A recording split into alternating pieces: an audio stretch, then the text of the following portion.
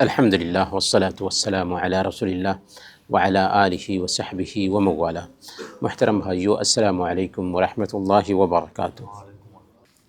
مہمان نوازی اور میزبانی اسلام کی بہت ہی اعلیٰ اور اہم ترین صفت ہے۔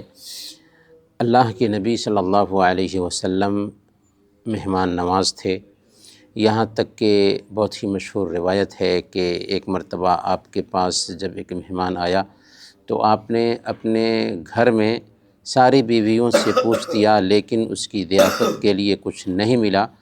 تو اللہ کے نبی صلی اللہ علیہ وسلم نے صحابہ سے پوچھا ان کی مجلس میں کہ کون ہے جو آج میرے اس مہمان کی ضیافت کرے؟ تو ایک صحابی حضرت ابو طلحہ رضی اللہ تعالیٰ عنہ اٹھے، انہوں نے کہا کہ میں ضیافت کروں گا۔ ان کے گھر میں صرف ایک آدمی کے کھانے کا انتظام تھا، ام سلیم ان کی بیوی تھی۔ ان سے کہا کہ مہمان آئیں گے تو چراغ گل کر دینا اور کھانا چن دینا، مہمان اکیلے کھا لے گا، ہم ظاہر کریں گے کہ ان کے ساتھ کھانا کھا رہے ہیں۔ چنانچہ ایسا ہی کیا، کھانا چن دیا گیا اور چراغ ٹھیک کرنے کے بہانے میں گئیں اور چراغ کو بجھا دی۔ مہمان کے ساتھ بیٹھ گئے، ظاہر کر رہے تھے کہ ہم بھی کھا رہے ہیں، لیکن کھانا وہ کھا نہیں رہے تھے۔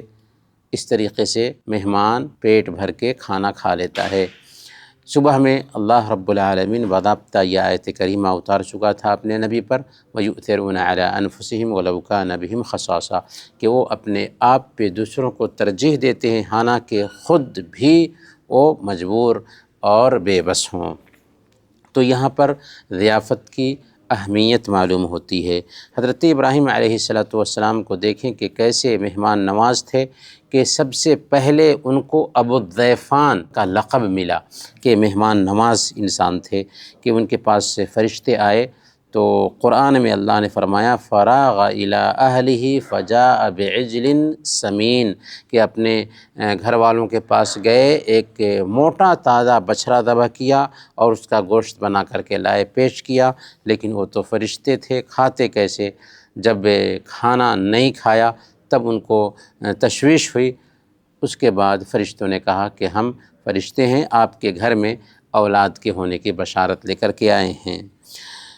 اسی طریقے سے اللہ کے نبی صلی اللہ علیہ وسلم کے پاس ایک غیر مسلم آیا، اللہ کے نبی صلی اللہ علیہ وسلم نے اس کی ضیافت کی اور ایک بکری کا دودھ دوہ کر کے دیا، اس کو پی گیا، دوسری بکری کا دودھ دوہ کر کے دیا، اس کو بھی پی گیا، تیسری بکری کا دودھ دوہ کر دیا، اس کو بھی پی گیا، یہاں تک کہ 7 بکریوں کے دودھ اس نے پی لیا۔ کل ہو کر کے اللہ کے نبی صلی اللہ علیہ وسلم کے ہاتھ پر وہ اسلام قبول کر لیتا ہے اور اللہ کے نبی صلی اللہ علیہ وسلم اس کے بعد اس کو دودھ پینے کے لیے دیتے ہیں۔ ایک بکری کا دودھ دوہ کر کے دیا تو انہوں نے پی لیا، اور دوسری بکری کا دودھ دوہ کر کے دیا تو ہلکا سا پینے کے بعد کہا کہ میرے لیے کافی ہے۔ اللہ کے نبی صلی اللہ علیہ وسلم نے اس پس منظر میں کہا تھا المؤمن یأکل فی مئن واحد والکافر یأکل فی 7 امعاء، کہ مومن ایک آنت میں کھاتا ہے جبکہ کافر 7 آنتوں میں کھاتا ہے۔ تو میزبان اور مہمان کے کیا آداب ہیں؟ سب سے پہلے میزبان کا پہلا ادب یہ ہے کہ میزبان کو چاہیے کہ مہمان کی عزت کرے۔ اللہ کے نبی صلی اللہ علیہ وسلم صحیح بخاری اور صحیح مسلم کی روایت ہے، بیان فرماتے ہیں من کان یؤمن باللہ والیوم الآخر فلیکرم ضیفہ، کہ جو کوئی اللہ پر اور آخرت کے دن پر ایمان رکھتا ہے اسے چاہیے کہ اپنے مہمان کا رسپیکٹ کرے، مہمان کی عزت کرے۔ مہمان کی عزت کیسے ہوگی؟ امام اوزاعی رحمۃ اللہ علیہ سے اس حوالے سے پوچھا گیا تھا تو انہوں نے کہا کہ طلاقۃ الوجہ وطیب الکلام، کہ خندہ پیشانی سے مسکراتے چہرے کے ساتھ ملنا اور اچھی گفتگو کرنا۔ یعنی مہمان آتا ہے تو خندہ پیشانی سے اس سے ملیے، مسکراتے چہرے کے ساتھ اس سے ملیے اور پیار بھری گفتگو کیجیے، عمدہ گفتگو کیجیے، دراصل آپ مہمان کو عزت دے رہے ہیں۔ اسی طریقے سے مہمان کا استقبال کرنا چاہیے۔ میزبانی کے آداب میں سے ایک ادب یہ ہے کہ مہمان کا استقبال کیا جائے۔ اللہ کے نبی صلی اللہ علیہ وسلم کے پاس وفد عبد القیس آیا تو اللہ کے نبی صلی اللہ علیہ وسلم نے باضابطہ ان کا استقبال کیا اور انہیں مرحبا کہا۔ مہمان کے لیے تکلف سے بہرحال بچنا چاہیے۔ اللہ رب العالمین نے جو نوازا ہے اس کے حساب سے مہمان کی تکریم کرنی چاہیے، لیکن تکلف سے بہرحال بچنا چاہیے۔ حضرت سلمان فارسی رضی اللہ تعالیٰ عنہ کے پاس ایک مہمان آیا تو انہوں نے جو میسر تھا انہیں ان کے سامنے پیش کیا اور کہا کہ اگر اللہ کے نبی صلی اللہ علیہ وسلم نے تکلف سے منع نہ کیا ہوتا تو میں آپ کے لیے بہت اہتمام کرتا۔ مہمان کو بہرحال اپنے اوپر اور اپنے گھر والوں کے اوپر ترجیح دینی چاہیے۔ خود آپ دیکھیں کہ حضرت ابو طلحہ رضی اللہ تعالیٰ عنہ کا جو واقعہ ہم نے سنا، اس میں حضرت ابو طلحہ رضی اللہ تعالیٰ عنہ اپنے اوپر، اپنے گھر والوں کے اوپر مہمان کو ترجیح دیتے ہیں، یہاں تک کہ خود بھوکے رہ جاتے ہیں اور مہمان کو کھلاتے ہیں۔ مہمان کی اپنے ہاتھ سے خدمت بھی کرنی چاہیے۔ اللہ کے نبی صلی اللہ علیہ وسلم مہمان کی خدمت کرتے تھے۔ خود اللہ کے نبی صلی اللہ علیہ وسلم کے پاس مہمان جب آتے ہیں تو آپ نے ان کو دودھ پلایا اور پھر مہمان کی ضیافت کے لیے اپنے گھر والوں کے پاس کھانا ڈھونڈنے کی کوشش کی۔ اور ابراہیم علیہ السلام کو دیکھیے کہ ابراہیم علیہ السلام اپنے ہاتھ سے مہمانوں کے لیے کھانا وغیرہ تیار کر کے لا کر کے پیش کرتے ہیں اور کہتے ہیں الا تاکلون، کہ آپ نہیں کھائیں گے؟ تو مہمان کو اپنے ہاتھ سے کھلانا چاہیے، خدمت کرنی چاہیے، اور مہمان کو تکلیف دینے سے بہرحال بچنا چاہیے۔ اور تکلیف کی بات یہ بھی ہو سکتی ہے کہ جیسے مہمان آپ کے پاس آئے ہوئے ہیں، آپ نے کھانا چن دیا ہے، لیکن وہاں پر یہ حدیث سنانے لگے، جیسے اللہ کے نبی صلی اللہ علیہ وسلم نے بیان فرمایا کہ برتنوں میں سب سے برا برتن اس کا پیٹ ہے جسے وہ بھرتا ہے۔ اگر ایک انسان کھانا ہی چاہتا ہے تو 1/3 کھائے، 1/3 میں پیے اور 1/3 سانس لینے کے لیے رہنے دے۔ تو یہ حدیث تو بہت اچھی ہے، لیکن اگر مہمان کے سامنے یہ حدیث بیان کرتے ہیں تو گویا کہ آپ کیا کہنا چاہتے؟ آپ کہنا یہ چاہ رہے ہیں کہ آپ کم ہی کھائیے، تو یہ بیان کرنے کی جگہ نہیں ہے۔ تو مہمان کی عزت اور تکریم میں یہ چیز نہیں آتی کہ وہاں پر یہ حدیث بیان کی جائے۔ اسی طریقے سے کھانا جو چن دیا گیا ہے وہاں پر کچھ بزرگ لوگ ہیں اور کچھ چھوٹے لوگ ہیں، تو بزرگ سے اس کھانے کی شروعات کرنی چاہیے۔ بزرگ جب کھانا شروع کرے تب سب لوگ کھانا کھائیں، کیونکہ یہ بزرگوں کے احترام میں یہ داخل ہے کہ بزرگ کا خیال رکھنا چاہیے۔ اللہ کے نبی صلی اللہ علیہ وسلم بیان فرماتے ہیں ان من اجلال اللہ اکرام ذی الشیبۃ المسلم، کہ اللہ کی عزت میں یہ شامل ہے کہ کسی بوڑھے بزرگ کا احترام کیا جائے۔ تو بوڑھے بزرگ کا احترام کرنا اللہ تعالیٰ کے احترام اور اس کی عزت میں شامل ہے۔